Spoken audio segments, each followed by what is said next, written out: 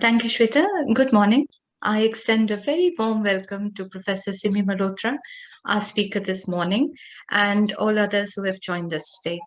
We are deeply grateful to Professor Malhotra for taking out time for us and are waiting eagerly to hear her speak. I thank you so much, Professor Malhotra.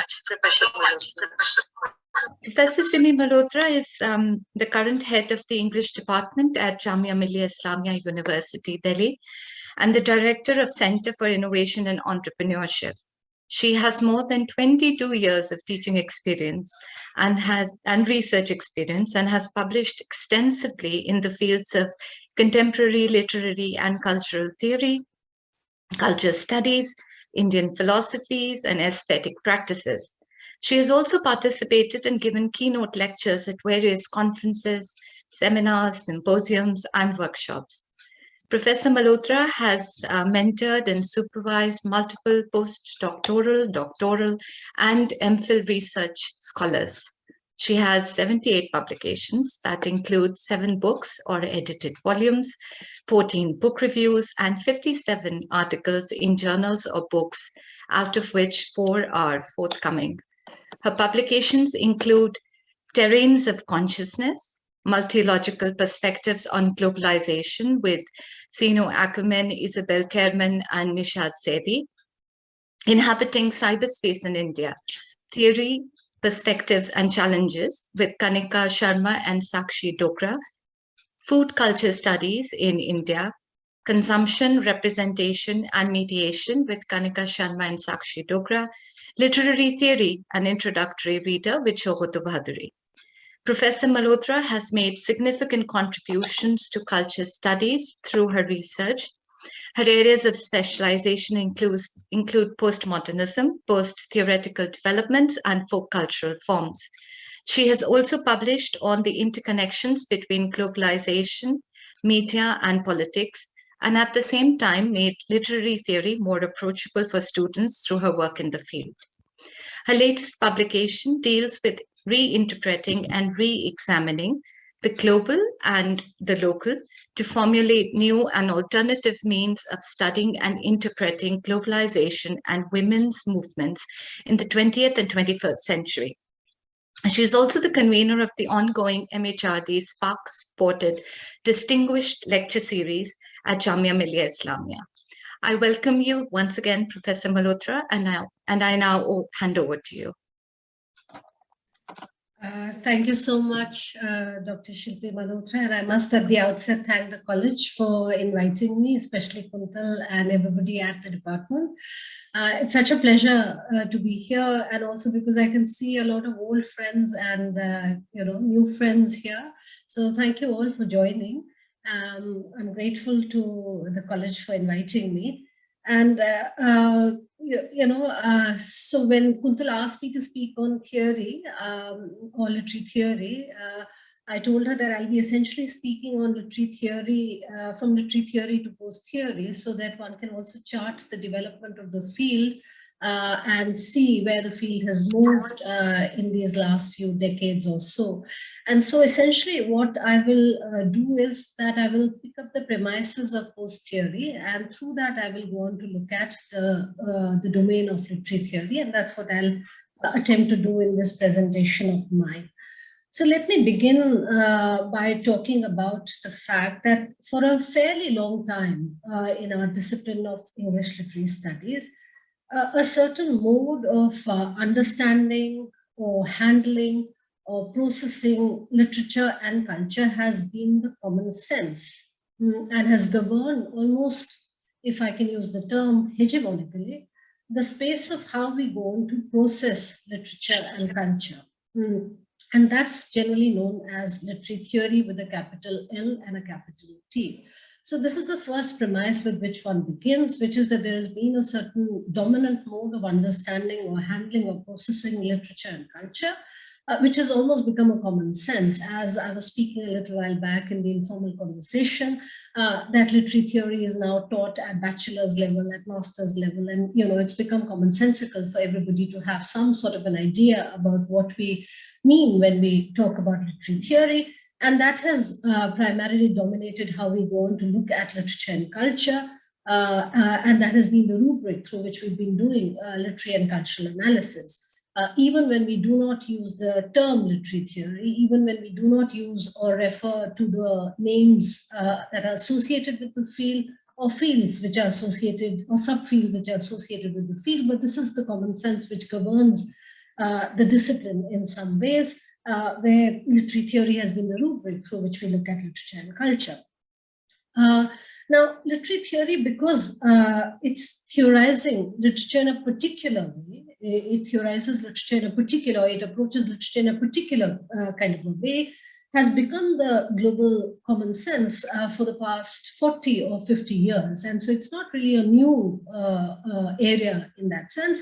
And of course, what I must also say is that irrespective of the content, irrespective of the intent, irrespective of the context of what literature or culture gets deployed for or gets to do, literary theory has almost fetishized a certain way of processing literature, a certain way of approaching literature, a certain way of dealing with literature. And I will speak about that a little bit, what I mean by a certain kind of a fetishized mode of dealing with literature and culture through the lens of literary theory. I deliberately, of course, use the terms that I use here of processing, of handling, of, fetishizing, etc., because the objective of literary theory was essentially, as we understand, was to process literature and culture into some sort of a packageable format, which would make literature seem a little like other social science, pedagogical domains. It's not really surprising that many of the categories that we deal in literary theory essentially come from sociology or from social sciences in some senses, whether it's caste or gender or class or whichever race or nation or whatever. So what I'm saying is that I deliberately use certain terms in this presentation of mine because the objective of literary theory had become to process literature into some sort of packageable formats, which would make literature seem almost like a social science discipline, following social science vocabulary, and of course, therefore, aligned with a certain kind of a pedagogical domain, which is inspired from sociology or social sciences, rather than literature being the kind of amorphous, the kind of excessive, the kind of indiscernible in some ways domain that also constitutes what literature or culture is. And so therefore, literary theory or the attempt of literary theory was to make beyond this excessive amorphous domain of literature into some sort of a compartmentalized, processable entity, which of course pedagogically literary theory tried to approach literature and culture from, and reduced, I suppose, in some ways, literature and culture too. So this is the premise with which I'm beginning. However, fortunately, of course, for the past, a couple of decades, a decade and a half, this particular common sense of literary theory with a capital L and a capital T has been sufficiently questioned in the field. And of course, it has been transgressed as well, such that post-theory, or what we call post-theory, has appeared as a fairly acceptable or a fairly common term, and therefore suggesting probably pretty much like all other posts, post-Marxism or post-feminism or post-structuralism or post-colonialism, that probably we have moved beyond the common sense of what literary theory is or literary theory was supposed to be in some senses. Even prophetic figures who have been associated or who've written on literary theory with a capital L and a capital T, such as people like Terry Eagleton, people that we might be more familiar with, would write books such as, and which would go on to almost post-mortemize literary theory, and they would go on to write books such as After Theory. And of course, there are many, many books on post-theory and after theory, or the death of theory, etc., which dot our literary universe in some senses. And so therefore, this is something that I want to begin with, which is to say that the common sense of literary theory has been questioned by post-theory, So much so that those who were the advocates of literary theory are writing books on after theory or almost post-mortemizing literary theory, essentially, as I will go on to argue, because of a certain fetishized mode of doing literary theory for the last 30, 40, 50 odd decades, of approaching literature and culture from a certain lens and a certain perspective, which would almost reduce literature and culture to a certain kind of a field, which would present literature and culture not in its variegated, rich, amorphous, transgressive, excessive kind of modes in which we actually encounter or experience literature and culture, but into some sort of a packageable, instrumental, processable kind of a format where we would do race, class, gender analysis of text after text, irrespective of what the text would be, whether it's a video game or whether it's a sonnet or whether it's a 16th century play or whether it's a 19th century novel. And so this is the premise that I am trying to question. Now, I must, of course, also say right at the moment that it's not that the moment one suggests that one is talking about post-theory or one is talking about a post-theoretical move, so to say, that one has gone beyond, and which is, of course, essentially, like I said, to go beyond the common sense of what literary theory has stood for a while, that one has to become, therefore, what used to be precede literary theory, which is the idea of liberal humanism, or even to suggest that we must therefore become eclectic, or even to suggest that we must therefore become apolitical, because we obviously associate literary theory with politics. But that's not the objective, obviously. I mean, just like the objective of post-feminism is not to debunk feminism, the objective of post-Marxism is not to debunk Marxism. Similarly, the objective of post-theory is not to debunk the intent or the impulse of theory, but to question the domain of literary theory as it has come to get constituted over the last few decades, and to revisit theory rather than relapse into an idea of liberal humanism or the idea of eclecticity or the idea of becoming apolitical in any way. So this is something that I must underscore, that even when one goes on to question the premises of literary theory, it's not with the intent of going to a pre-lapsarian, a pre-theoretical domain in that sense. In fact, post-theory is to accelerate the engagement with theory, with the questions which must become immediate for us here and now. And so therefore, if one suggests that, if one must be post-theoretical, or if one must approach theory post-theoretically, or one must look at the domain of post-theory and what it goes on to question about the domain of literary theory with a capital L and a capital T, it is probably to be even more committed to the politics of literary theory. It's to be probably even more committed to the project of literary theory rather than simply in a fossilized, fetishized kind of a mode, go on practicing literary theory as we have been for the past few decades. And so if one is essentially committed to the literary project or to the cultural project, one must also engage with the field of literary theory, which, like I've said, has reduced the domain of literature and culture into certain compartmentalized, processable, utile, instrumental logic of a particular mode of approaching literature and culture. And this is exactly the premise that one is trying to question, of what literary theory has achieved or done to the domain of literature and culture in the last 50 or 60 decades, where a certain kind of a mode of approaching literature and culture has certainly made us approach literature and culture in ways which has created certain compartments, has made literature and culture approach from certain perspectives, which has made it utile, of course, useful, and instrumental as an instrument of power, questions that I'll come to in a moment. And so therefore, when one speaks of post-theory, this is something that I must say, that one must be able to look at the moment of post-theory not as marking an end of theory or the death of theory or any of those apocalyptical kind of ways in which we look at any ends and deaths, but primarily to be able to transgress the limitations of literary theory when we approach the domain of literature and culture. Because there has been, like I said, a certain kind of an instrumental logic which has been attached to the domain of literature and culture by literary theory, which is reduced literature and culture and the variegated and the plenitudinal value of literature and culture to certain categories and certain categories alone. And so therefore,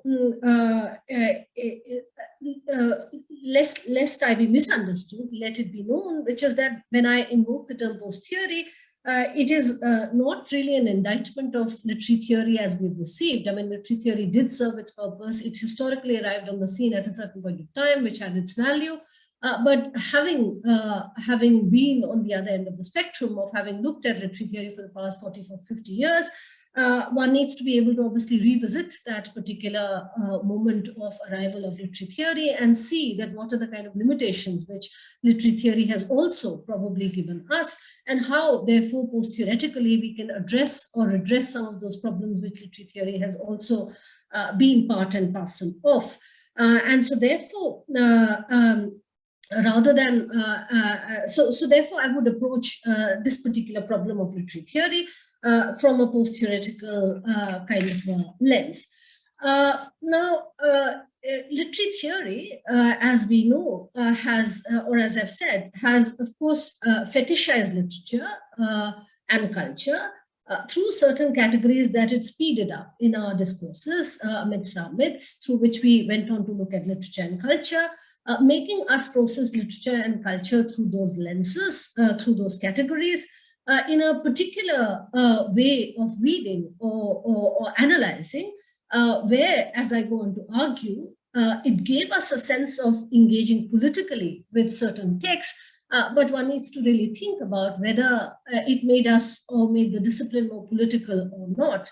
And so therefore, the idea of going beyond literary theory to post-theory is to possibly be able to redeem literature and culture from what I argue, a certain kind of a depoliticization, a certain kind of an inoculation, a certain kind of an immuration or immuring, which has happened of the domain of literature and culture, where as teachers or students of literature and culture, we're fairly happy going to classes talking about race, class, gender, and have zero or no engagement with politics as it exists outside the text or outside the poem, in the university, in the streets, in the country or in the globe. And so therefore, one needs to be able to talk about a certain kind of a re-territorialization of certain values which were associated with literary theory, which paradoxically, literary theory has also contributed to and made us lose in some ways.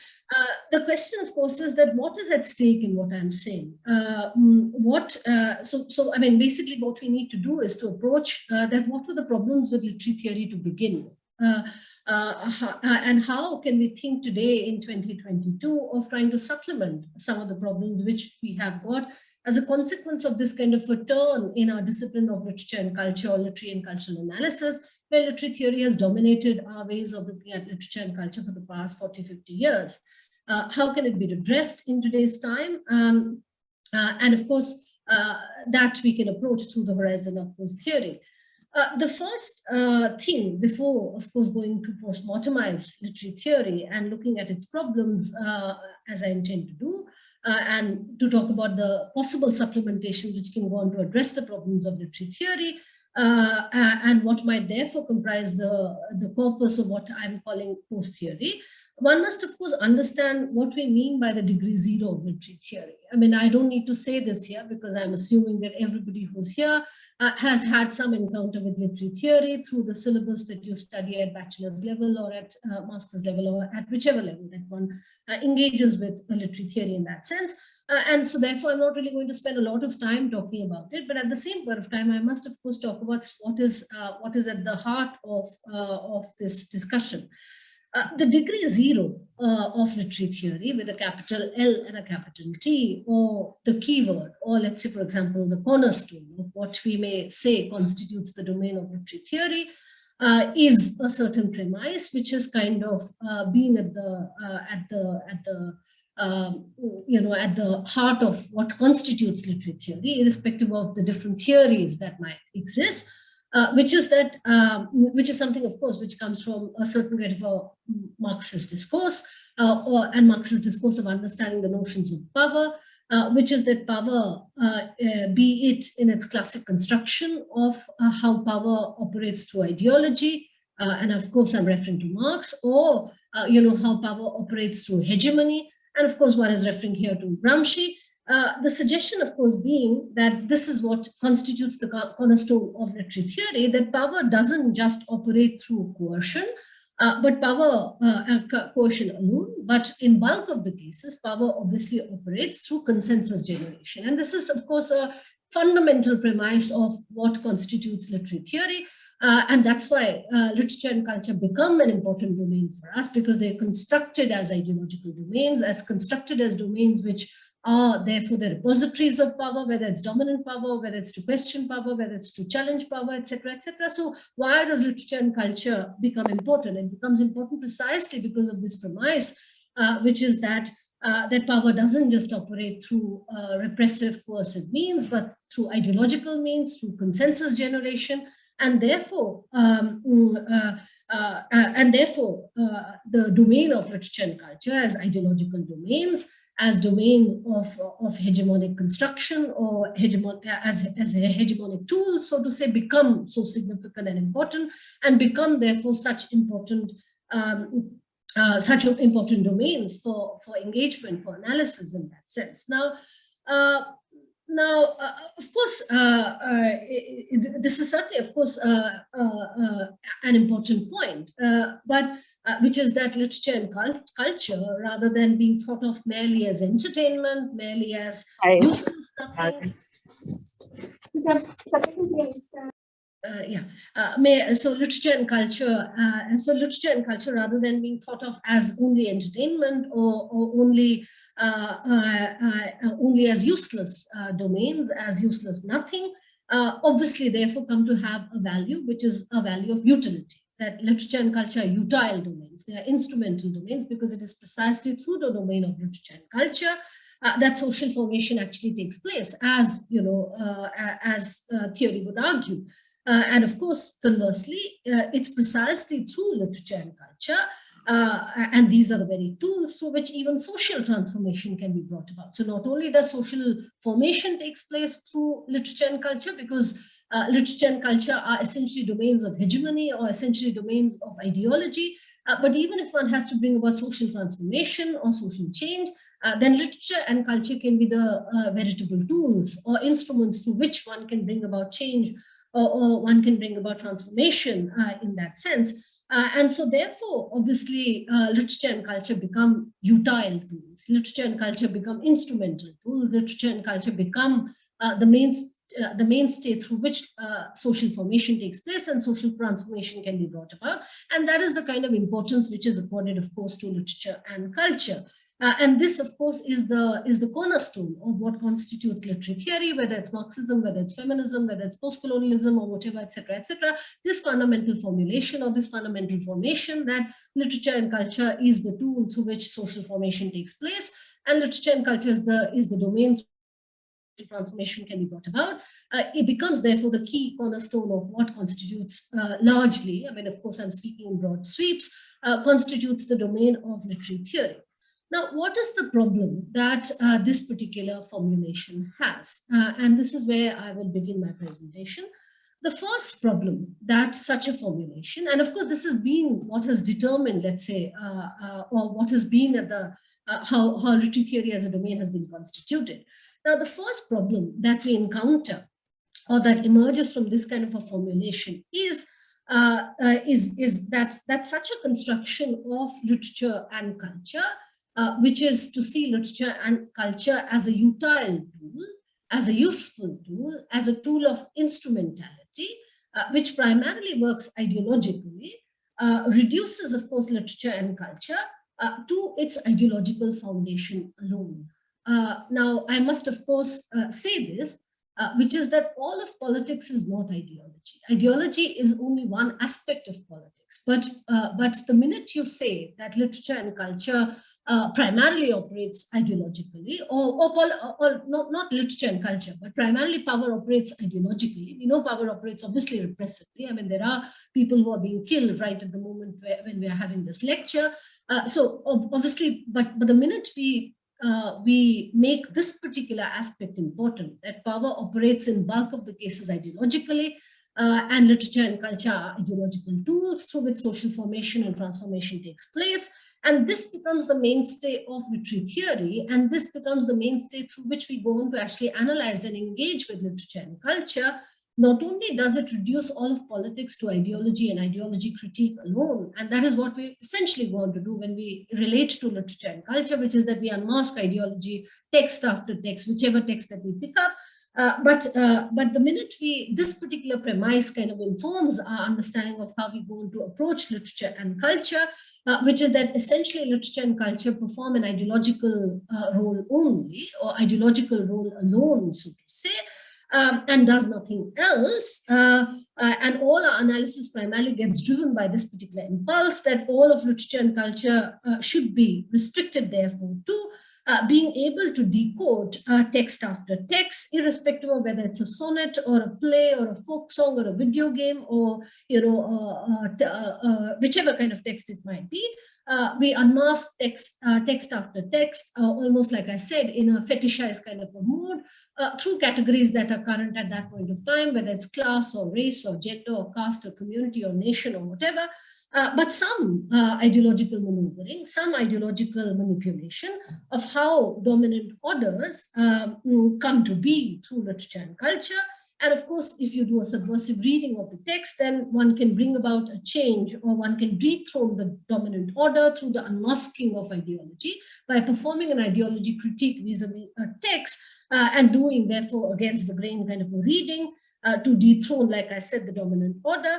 This is what has constituted our approach to literature and culture in the name of literary theory for a fairly significant time. And this is what has been all our energy is being devoted to. Now, what is the problem with this kind of a premise? The first problem that I already said is that this conflation of the term political with ideological is certainly a conflation. I mean, obviously, all politics is not ideology. All politics does not primarily operate through ideology. And of course, I don't need to really, take recourse to and refer and signpost books like Dominance Without Ideology, the Subaltern School and others, etc., etc. But I mean, this is well known.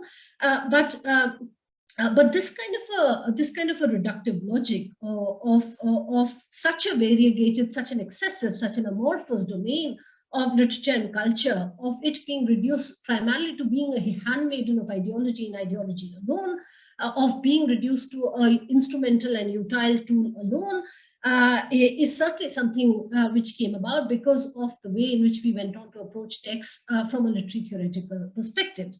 Now, obviously, as we know, that literature and culture is certainly ideological. There's no doubt about it. But at the same point of time, literature and culture is not just ideological. It is also political in other ways. It is also ethical. It is also aesthetics. It is also affective. It is also emotive. Literature and culture doesn't just perform only one particular function, which is of ideology only. Literature obviously performs so many other functions. Literature can be therapeutic. There's bibliotherapy for that matter. Literature can arouse emotions, can be accessed emotively or affectively, or like I said, aesthetically, or even politically, which is outside the field of ideology. And so therefore, ethically, morally, I mean, one can go on, so to say, but the point being taken here, which is that a certain kind of an approach of looking at literature and conflating politics with ideology, which has happened primarily because of the kind of sway that a certain kind of understanding of literary theory has dominated our ways of approaching texts, so to say, has certainly therefore resulted in a certain reductive view, not just about politics, but also reductive view about literature and culture and the function that literature and culture goes on to perform, which is not just ideological. Ideology is certainly just one particular aspect of not just politics, but there are also other aspects of literature and culture which kind of get sacrificed at the altar of this particular understanding, which has dominated how we have looked at literature and culture. So this is the first problem that I wanted to highlight.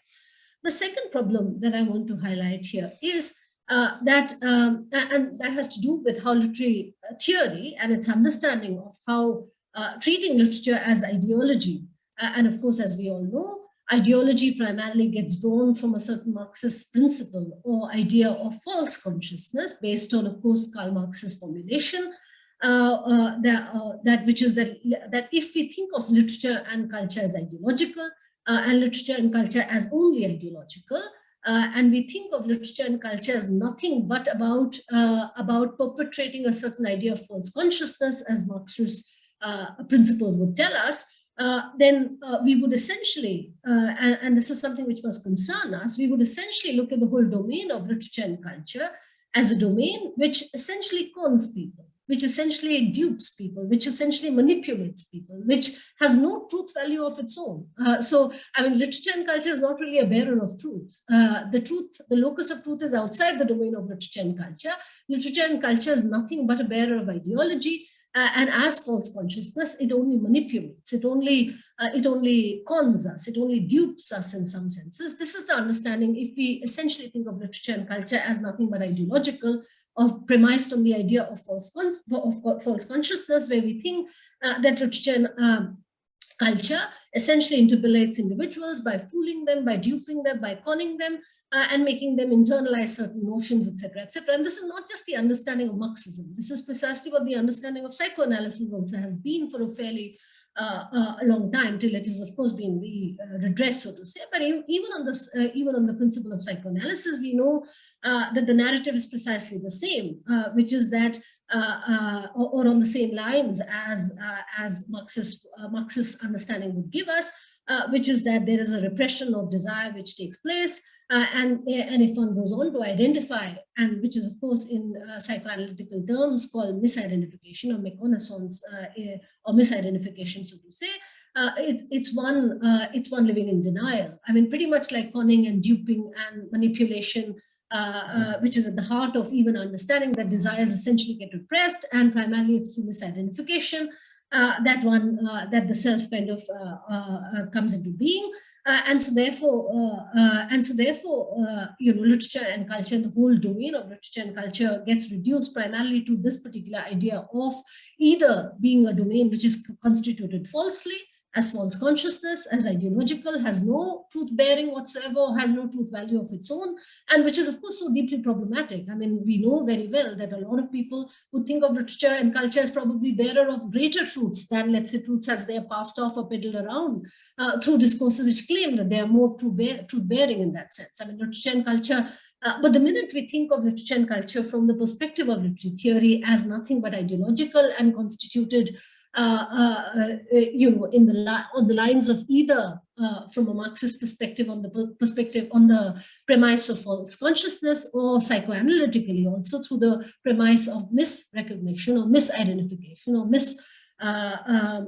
misidentification or méconnaissance, so to say, it reduces all of literature and culture to this premise of false consciousness, this premise of misidentification, and treating literature and culture as part of this kind of an idea of repression, of this kind of a machination, rather than being able to also look at literature and culture as not just the repository of falseness or false consciousness, but also as a repository of truth. Now, obviously, there are all kinds of truth procedures which are related to the domain of literature and culture. I'll come to that in a little while, but we also know that our relationship with literature and culture is not just simply of ideological machinations, of manipulation, of duping, of conning, etc., etc. But we also engage with literature and culture through certain other categories of emotions or emotive categories. For instance, we love literature, or we get affected by literature. We also have affinity for certain kinds of literature.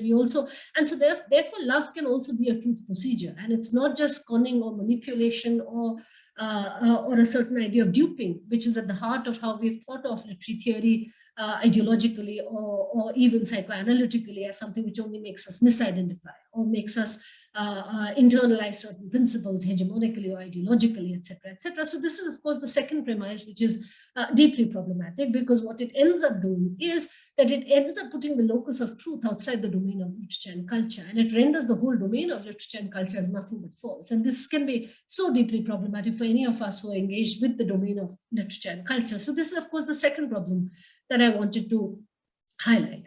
The third problem that I want to talk about in relation to literary theory, or the problem which has happened because of a certain kind of an approach to literature and culture, is that the minute we go on to treat literature and culture as tools of established dominant order, or to establish dominant order, or to create social order, or to bring about normative or dominant order, so to say, or even for that matter, challenging the dominant order or questioning the dominant order, such that, of course, what we end up seeing literature and culture to do is to inextricably get linked to the idea of dominance, to the idea of either being a perpetrator of establishing dominance or being nothing but a way of questioning dominance. I mean, that's precisely how literary theory goes on to approach literature and culture in that sense. So literature and culture, because of this particular lever of literary theory, gets associated with power structures which are dominant, which constitute dominance or are the normative order in that sense. And so therefore, our methods or our tools of approaching literature and culture, and this becomes the degree zero of our method in some ways, of handling literature and culture, it is tethered essentially to models of dominance and models of dominance alone. And so therefore, either they're supposed to establish dominance or they're supposed to make us move outside the mode of dominance. But it does not really tell us anything about models which may exist, or literatures and cultures which exist, which are never really part of dominance, which are never really part of the dominant order, which are never really part of what might be considered mainstream, whether it's to question the mainstream, or whether it's to establish the mainstream, so to say. And we know very well, I mean, and we do talk in our discipline about margins and about subjugated knowledges, and we talk about all kinds of minor literatures and minor and marginal discourses, etc., etc. But the minute our concern becomes primarily about dominance and about dominant narratives, establishment of dominant social order, or unmasking dominant social order, what it ends up doing is to elide a lot of discourses which may never really become part of, or never even may aspire to become part of this particular dominant rubric, or the rubric of dominance, so to say. And so this, of course, is another problem which happens because of a certain kind of a concern with the dominant order, the normative order, which is that there's a huge rubric of non-normative, non-dominant order, which cannot simply be explained away by literary theory in that sense, which also needs attention in some ways. The fourth problem that I want to talk about when we talk about literary theory is that somehow, even though this is not really entailed in what the intent of literary theory was, but what it ended up doing, what literary theory ended up doing, was to promote a certain, or engender a certain kind of identity politics, which has also become very, very important, or way of approaching literature and culture. We know that very well. Now, of course, while literary theory does go on to look at literature and culture ideologically, as a domain which hegemonically establishes the dominant order, questions the dominant order, but obviously identity politics is not really entailed in this particular formulation. But since it essentially looks at power operating ideologically, and we know very well that ideology primarily operates by interpolating the individual and making the individual into a subject, as Althusser would argue.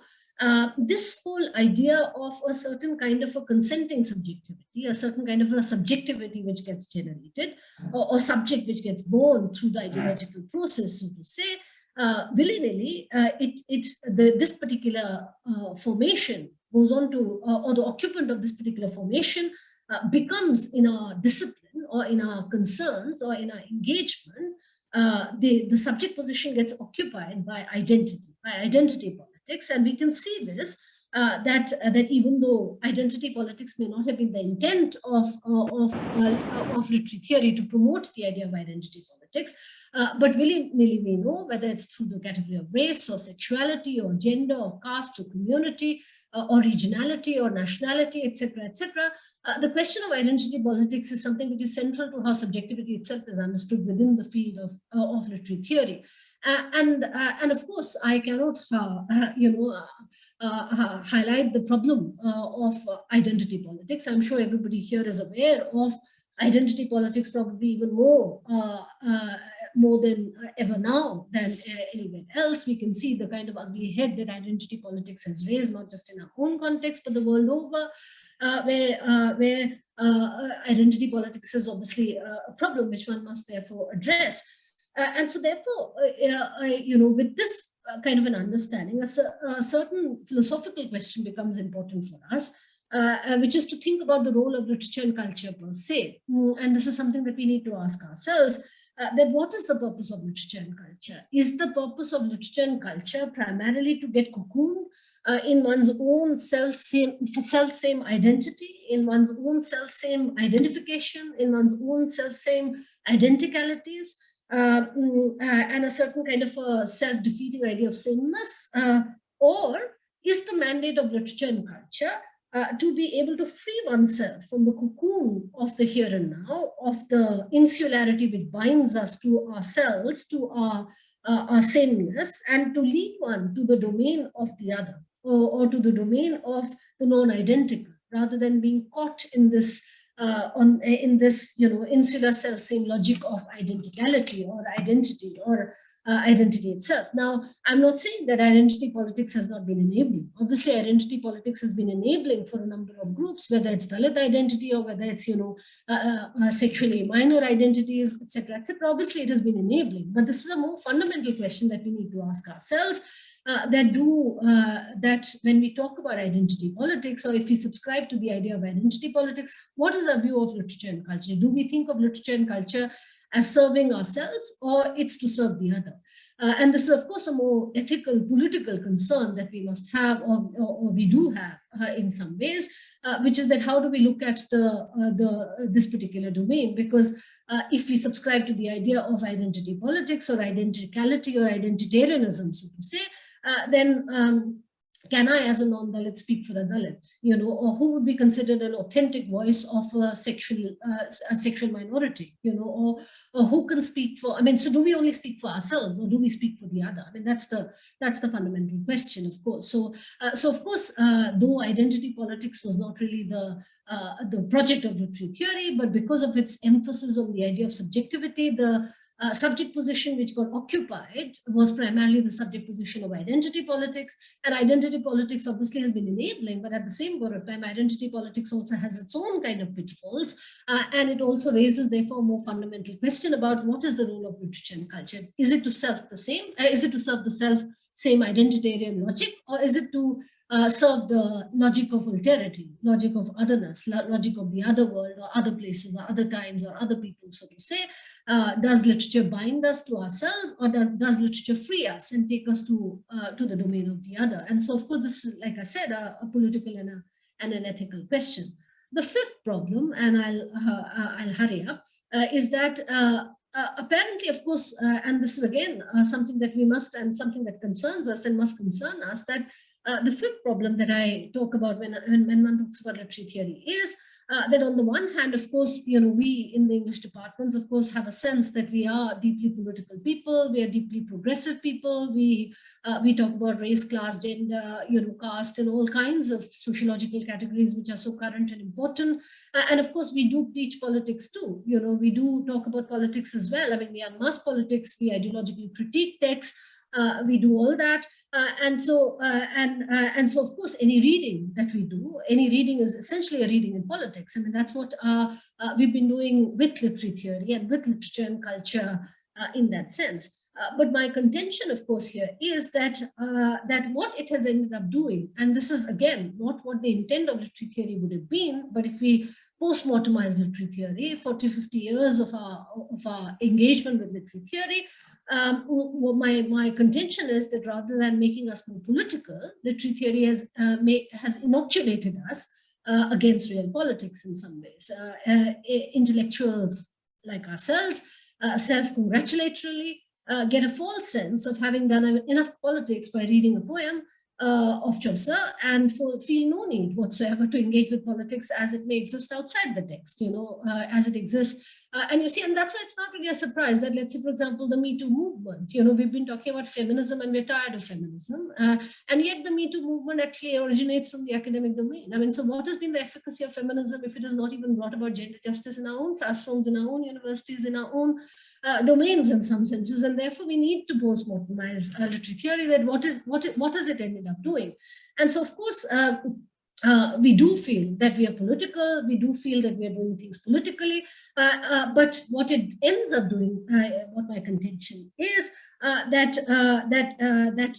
we engage with politics of a text, of a poem, of a novel, or of a play, or of a video game, or of memes, or whatever, but we do not engage with real politics as it exists outside the text in some senses. And this happens essentially because what the discipline of literature and culture has ended up doing, primarily because of this particular rerouting of our discipline through the domain of literary theory, is to privilege a certain notion of power with which I began, which is to look at power as operating essentially ideologically, essentially culturally, and through literature in that sense. And that has been the mainstay of our engagement with literature and culture. This ideological machinery of literature and culture over how power also operates through repression, through coercion, has created a blind spot for us in some ways, where even though there might be warfare, there might be blood and strife and strikes and all kinds of things which go around us all over, it ends up inoculating us by providing a false sense of comfort, a false sense of having done politics, an intellectual dealing with politics, which is not to say that this intellectual dealing of politics is not important. Obviously, this intellectual dealing of politics is important, but what it also ends up doing is to immure us, is to inoculate us, is to almost disinvest us in some ways from real politics in some senses. And so paradoxically, even though that's not what the intention of literary theory would have been, what it ends up doing is to create a cocoon of us having done politics for the day by going to the classroom and by analyzing gender vis-a-vis Virginia Woolf, and having nothing to do with gender justice outside the classroom. And so therefore, it ends up almost illusorily immuring us from real politics. And this is, of course, like I said, that this may not have been the intention of literary theory, but this is a problem that we encounter with literary theory when we go into post-mortemized literary theory. Now, the 5 problems, and I can go on and on, but obviously there's limitation of time. But the 5 problems that I've kind of talked about when I've talked about literary theory, just to sum up, are that literary theory, because of a certain kind of a cornerstone understanding of what the premise of literary theory has been, has looked at literature and culture as an instrumental, as a useful, as a utilitarian tool or instrument, so to say, of ideology. And like I've said, that ideology is not conflatable with all of politics. The whole domain of politics is not reducible to ideology alone. The second, of course, is that treating literature and culture as primarily a repository of false consciousness, whether you use the Marxist domain or whether you use it, as a domain of misidentification, if you invoke the psychoanalytical principles, almost creates the locus of truth outside, or truth procedures outside the domain of literature and culture, and renders the domain of literature and culture as false, which of course is deeply problematic. Is that what we are doing? The third, of course, is that it is essentially concerned with models of dominance, and so therefore it does not really allow us to look at other functions of literature and culture, which may not be necessarily linked to ideas of dominance.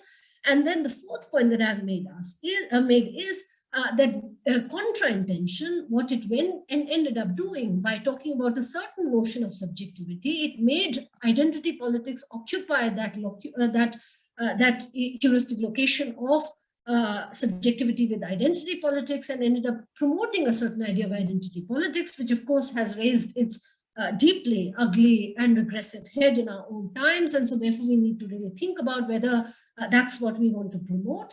And the fifth thing, of course, is that what it has ended up doing, again, contra-intention, is to inoculate us against real politics rather than actually making us more political.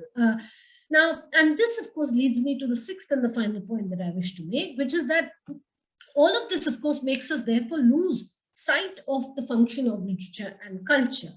And literature and culture, I mean, I've already talked about it, which is that it obviously does not just perform an ideological role. Literature and culture performs various roles. I mean, whether it's entertainment, whether it's enjoyment, whether it's emotive, whether it's affective, whether it's ethical, whether it's political, whether it's aesthetic. I mean, literature and culture is not reducible. The plenitude of literature and culture is not reducible only to one and one function alone. But this kind of almost a social scientific zeal with which we've been studying literature and culture at the cost of other functions of literature and culture, and which can also be transgressive, mind you. I mean, it's not that it's only ideological understanding of literature and culture which is transgressive. I don't need to tell you that how laughter can be transgressive or jokes can be transgressive. So, so therefore, so of course, it therefore makes us lose our handleability in some ways of literature and culture, of how we look at literature and culture, how we must look at literature and culture. And of course, I must quickly wrap up and talk about what are the kind of supplementations which can therefore be thought of when one thinks about these problems with the domain of literary theory, and what are the kind of supplementations therefore that have come about with post-theory in terms of what post-theoreticians have been talking about in the last 1.5 decades or so. And I can't really, I mean, that'll be another lecture, so to say, but I can't really go into all the details, but I will just hint at a few things to be able to leave you with some ideas. For instance, the whole idea of instrumentality, that literature and culture is nothing but a utile instrumental tools in the powers that be, so to say, of course, has been supplemented by, in a number of ways, by a number of thinkers who've given or who privileged different categories from those who would talk about the radical inutility of literature and culture, rather than us entering the competitive market of making literature and culture very useful, or even more useful than the sciences or whatever else, or whosoever else we might think of our competitors to be. There are those who do talk about radical inutility of literature and culture, rather than buying into the logic of utility and instrumental logic and making literature and culture into some sort of vocational useful domain which will achieve this or that or whatever, etc., etc. So there are those who go on to talk about radical inutility. There are those who follow the tradition of George Bataille, who would talk about surplus, wasteful expenditure, who would talk about excess of literature, etc., etc. I mean, obviously, I can't go into that right now, but basically, it's to give you an idea that there are you don't keep an eye on the. Yeah, there are those who would go on to talk about not just reducing literature and culture to only an instrumental utile logic, but to be able to extricate it and to disinvest it from this whole idea of a certain vocational, useful, instrumental, logic being mapped onto the field of literature and culture, and to talk about radical inutility. To the second point that I made, which is to treat literature and culture as false consciousness, or as essentially about misidentification. There are those, and of course, especially within post-theory, people like Ali Badiou, etc., who would talk about, not just love as an important category. I mean, and I did say that, we do love literature, we do have affinity or liking, or, we do love literature and culture. But Ali Badiou, of course, would talk about love as a truth procedure, and not just, rendering the whole domain of literature and culture as false consciousness in that sense. And of course, for him, love would be such a truth procedure which is actually able to make something which is indiscernible, like literature, discernible, And so, of course, for him, love is of that kind of elemental value, or that kind of a truth procedure in that sense. So unlike, let's say, for example, older models of Brecht of alienation from the text, which would give us the critical distance, etc., love can be a truth procedure, or liking for literature and culture, or our emotive engagement with literature and culture can also lead to truth in that sense. Of course, I don't really have the time to go into detail, but this is just to give you an idea about what are the kind of post-theoretical supplementations which are addressing the problems that I've highlighted. The third point which I made, which is about that essentially literature and culture has been inextricably linked to the models of dominance, or models of domination only. But if you look at people like Georgia Gumman or Ali Badiou and others who've been talking about events and ruptures and states of exception, and from that position, states of normativity can also be exposed from the location of states of exception, from ruptures, so to say. And so therefore, there are those who would go on to talk about what need not necessarily be part of dominance, what need not necessarily be thought only in terms of dominant formation only. And so therefore, there are those kind of supplementation which also exist. The fourth point which I made, which is about identity politics and the problem of identity politics. Of course, there are all kinds of people who've been talking about affinity politics and all kinds of, new left and, et cetera, or even, those who are talking about returning to the idea of orthodox Marxism, to the idea of the universal, the talk of re-territorializing the political into the political and not necessarily only into the sublime object of ideology, so to say. Of course, I'm referring to Slavoj Žižek and others. To the fifth point which I made, which is the charge of inoculating us against politics, which is what also literary theory ends up doing. Again, people like Slavoj Žižek and others go on to talk about the fact that rather than hankering after the sublime object of ideology, one must return to old school Marxist politics, which is to back to real politics and to engage with real politics and to not create a blind spot for ourselves in that sense. And so of course, there are those who would go on to say that intellectualism cannot replace real politics. I mean, of course, the value of intellectualism is there, and it certainly does play a significant role. But there is also the political which exists outside the realm of intellectual unmasking of ideology. And so therefore, they would talk about a radical pedagogy, which can be based on all kinds of premises and not just necessarily on the premises which have been there so far within the rubric of literary theory. And so on all these grounds, there are supplementations which are available within post-theoretical discourses. And I know I've taken too much of your time, but I think I should stop somewhere. And so this is probably the place to stop. So thank you so much for hearing me out. Thank you. Not at all, ma'am. Actually, you've made such good time. I mean, if you want, you can take 10 to 15 more minutes if you want to wrap it up further. But we are good. We are right on time and we have had no problems whatsoever. So thank you for that wonderful talk. Anybody who wants to ask Professor Malhotra any questions, please drop them down in the chat box. Right now, we have one question by Bhartahari Srinivasan. And they say, why is the important, so they're perhaps asking, why is it so important as to who can speak for somebody else? Because that is one of the problems that you speak about, authenticity. So their question is about that. The identity of the speaker, perhaps. Right. Yeah. No, of course. Yeah. Right. Bhattari's question is very important. I mean, the idea is not to say that there are those who, I mean, the point is not to say that one must always speak for the other, but the point is the obverse actually of that, which is that must one only speak for oneself? That is the point. I mean, do we only speak for ourselves, or do we also have a responsibility towards the other? Do we only speak for in a certain self-promoting, self-aggrandizing, involved kind of a fashion only with one's own identity or with one's own identicality or with one's own identitarian question? Or do we also make a radical move of speaking for the other or speaking for alterity? And so therefore, it's not really about why must we speak for the other. The idea is that why must we speak only for oneself? I mean, that was more the point.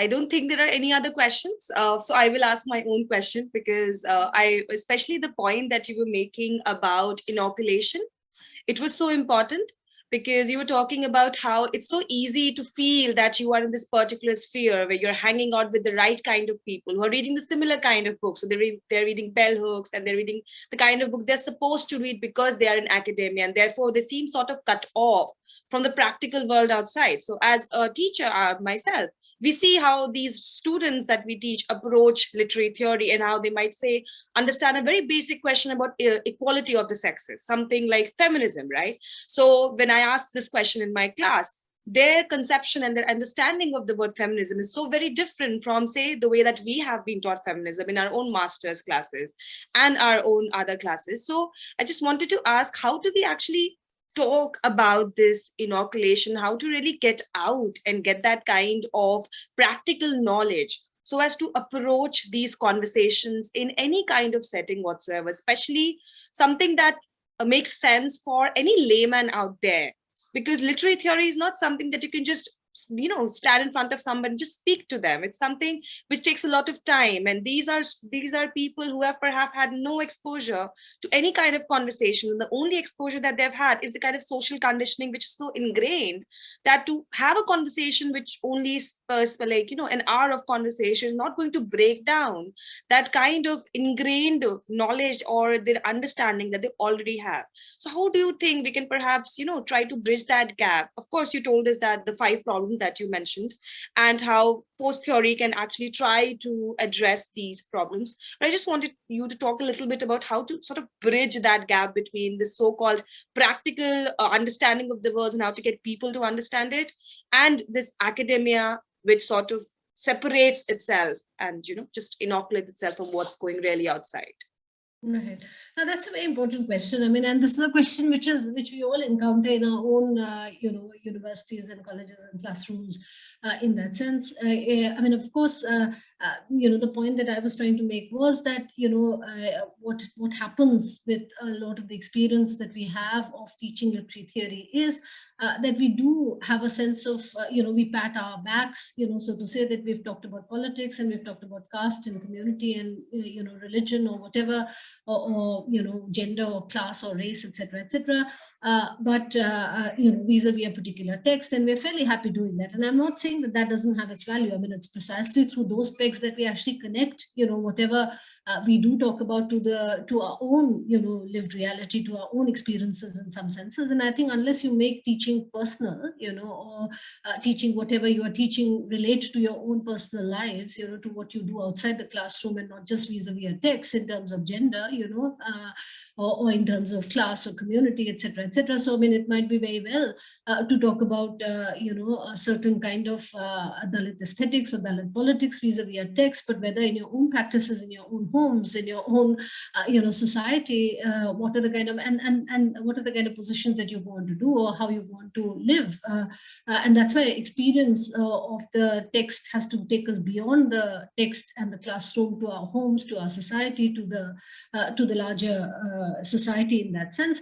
And that is the point that I was making, that what literary theory ends up doing is to give us a false sense, of having done enough politics for the day, and therefore we can go home and forget about the question of gender. But the idea is to take that question of gender to all the domains, whether it's the bus stop or whether it's the auto wala or whether it's the, whether it's our own homes or, whatever we watch on television, whatever we see on Facebook or whatever we, I mean, so the idea is that precisely one has to make those ideas travel outside the classroom to the real world that we inhabit. And that is the only way that it will be relevant and can actually bring about any kind of social transformation, if that's what we are hoping to be able to do through our engagement with literature and culture. And that's why I said that there's a need to connect to real politics, and one can't simply be, happy in our own little cocoon worlds of what we're doing. And, I mean, so that would be my answer, so, yeah. Thank you so much, ma'am. We have a couple of comments and a couple of more questions. I'm just going to read them out slowly for you. So Saba Sheikh says, the lecture was so insightful. It is always a pleasure to listen to you, ma'am. And thank you for the lecture. Shilpa has asked a question, and she says, has able-bodied normativity a missing identity in the identity politics of literary theory of the capital L and the capital T? Yeah, no, that's a very good question, and this is a discussion which I had recently in one of my classes, which is, I mean, of course, there's a whole domain of identity politics which is created around the idea of disability studies, but I mean, this binary which is created between able-bodied and those who may not be able-bodied is of course a myth in some senses. I mean, look at look at me.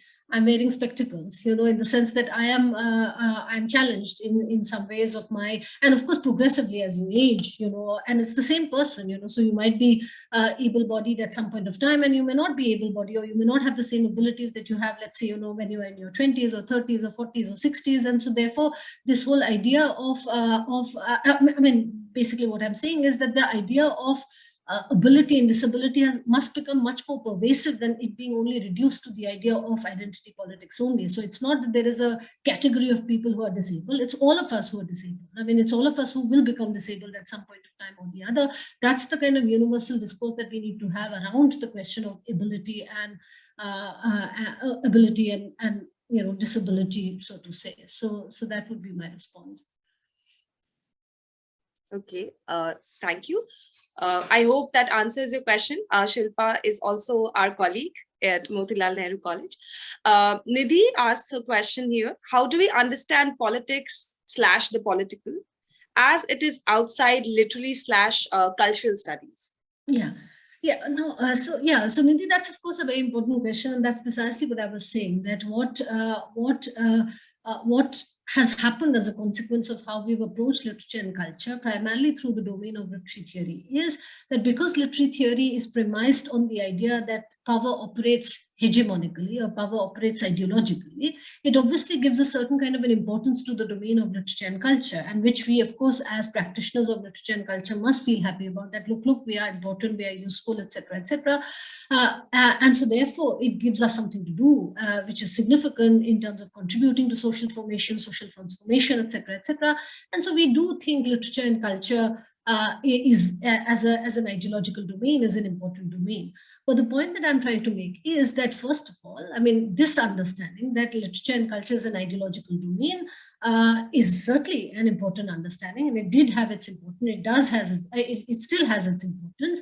But power doesn't just operate through ideology. In many cases, power may operate through ideology, but in a lot of cases, power may not operate through ideology. I mean, there are lots of people who've written about it. I mean, whether it's the subaltern school or whether it's Ijaz Ahmed or others, so to say.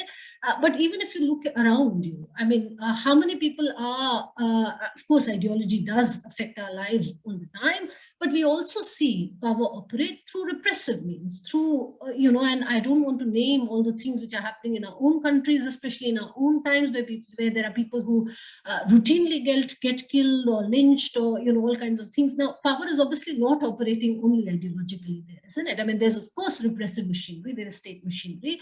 There are parts of our own country where there is huge amount of repression which exists. And so when one cannot reduce politics only to the level of ideology. Of course, ideological machination is one particular domain of operation, but power also operates in other ways, which are not necessarily only ideological, or we don't just operate through literature and culture. And so therefore we must ourselves connect to those particular realities too, rather than get immured and caught and cocooned in this little world of ours where we think that we are doing politics because we are dealing with a particular question of politics vis-a-vis a particular text. And that was the point that I was trying to make. We have a couple of commenters who are actually asking if you can share your list of the theorists that you have mentioned in your talk today. So they've asked if you can perhaps let them know the sources that you have. And there are other commenters who are talking about, so let me just read out these comments for you. Okay. So if I mean, I can give specific references. I'm not very sure whether I can type it all out, but I had mentioned people like Slavoj Žižek, I had mentioned people like George Bataille, I had mentioned people like Georgia Gambin, I had mentioned people like Ale Badiou. There are a huge number of names which you can find if you Google, so you'll be able to get lots of names who do talk about post theory or after theory. Okay. So Shuli Chaudhary says that she's immensely thankful to you, Professor Malhotra, for this very stimulating talk, and that the 6 points made complete sense to her. And we've already answered Nidhi Kalra's question. Saba Sheikh continues on from the previous comment that she's made. So can we say that literary theory has created an ideological sphere? It makes us believe we are dealing with politics, but in reality, we are way far from real politics. Shayon Chandelier, I don't know if it's a question, what they're actually trying to ask, but I will still nonetheless speak it out.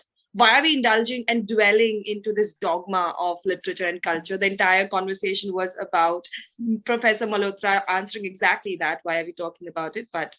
And Inami Chopra is again thanking you for this wonderful lecture, ma'am. It was very insightful and I could go on listening to you. I do have a request though, and again, she's asking for your sources, as ma'am has already mentioned most of the major sources that she's used in her conversation, in her talk. And I think that's about it. These are some of the comments and the questions. If there is any other question, please type it down in chat box and we can take it as soon as possible so as not to monopolize on Professor Malhotra's entire day. There is one question that I think Lavisa again thanks you. She's our student. She's thanking you for this wonderful talk. And Prachi Sharma, I think, has a question. Extending on this conversation about the bubble that we sometimes find ourselves in as students and teachers in classrooms. Lately, there has been some critique about this whole gap that exists between the academia and the masses. It has been defined as a certain kind of elitism in the academia in things as simple as the use of language and terminology. Do you think that democratizing research and the activities in the academia at large, and also making it accessible to the larger public, little by little, can sort of help in bursting this bubble? Yeah, this is a very, very important question. I mean, one, of course, I mean, this is a closed door meeting, so one can say this, but I mean, of course, all the attacks that we are suffering, that's, all the attacks that the academia is suffering is a different question altogether. But I think we also need to be a bit self-reflexive in terms of our own engagements and our own practices within the discipline. And I think what Prachi has said is very, very important, which is that there is a certain kind of an elitism which certainly does exist in our discipline. I mean, the English wallahs do wear a chip on their shoulders, in the sense that I remember there was a student leader who came to me and who said that, you people talk politics all the time, but I never see an English wala lead the students' union, so I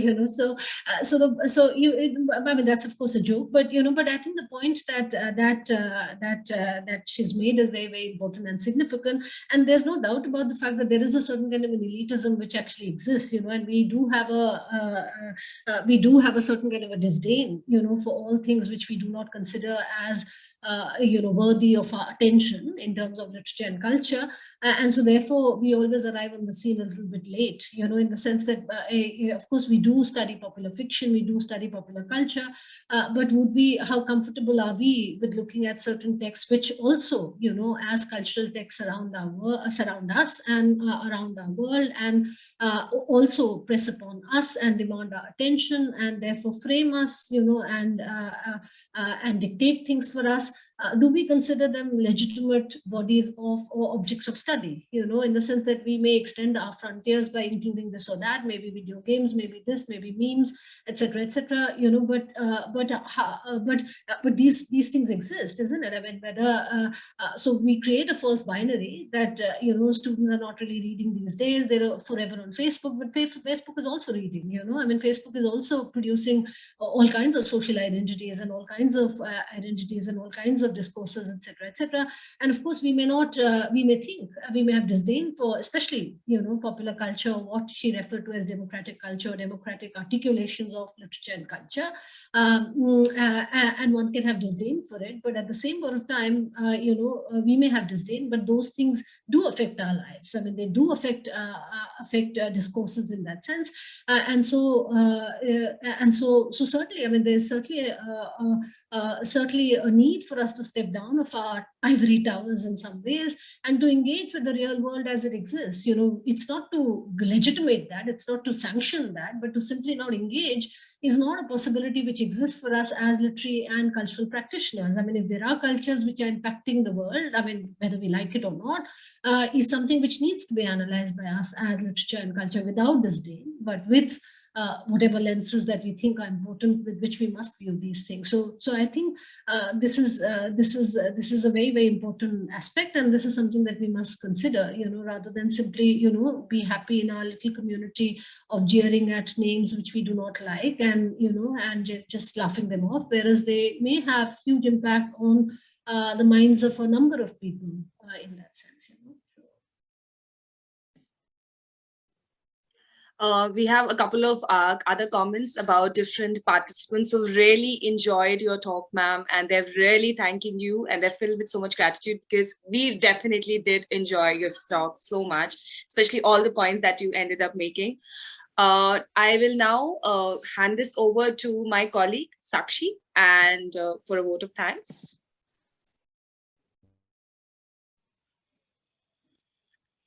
Thank you, Shweta. On behalf of the English Subject Society, Motilal Nehru College, I would like to convey my sincere gratitude to Professor Simi Malhotra for delivering a highly engaging and erudite talk on lit theory and the various ways to approach it, question it. Definitely, today's talk has opened up various grounds for further discussion. Thank you so much, ma'am.